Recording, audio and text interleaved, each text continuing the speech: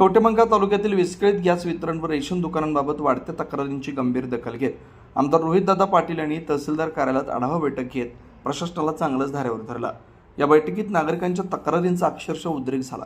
संपूर्ण सांगली जिल्ह्यात गॅस वितरण सुरळीत असताना केवळ कवठेमंकाळ तालुक्यातच एवढ्या तक्रारी का असा सवाल करत आमदार पाटील यांनी पुरवठा अधिकारी आणि नायब तहसीलदारांना जाब विचारला।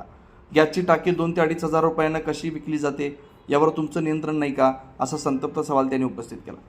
यावेळी नागरिकांनी प्रशासनावर तीव्र नाराजी व्यक्त करत गॅस वितरणासोबतच रेशन कार्डसाठी 5 ते 7 हजार रुपये मोजावे लागत असल्याचा गंभीर आरोप केला। या लुटीला जबाबदार कोण असा प्रश्न उपस्थित करत आमदारांनी प्रशासकीय दिरंगाईवर बोट ठेवला। बैठकीदरम्यान तहसीलदार अनुपस्थितीत असल्यानेही आश्चर्य व्यक्त करण्यात आलं।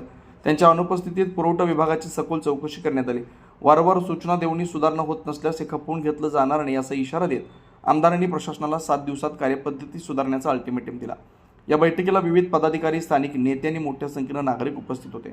प्रशासनाने तात्काळ सुधारणा करून सर्वसामान्यांना दिलासा द्यावा, अन्यथा कायदेशीर कारवाईला सामोरं जावं लागेल असा सज्जड इशारा आमदार रोहित पाटील यांनी दिला।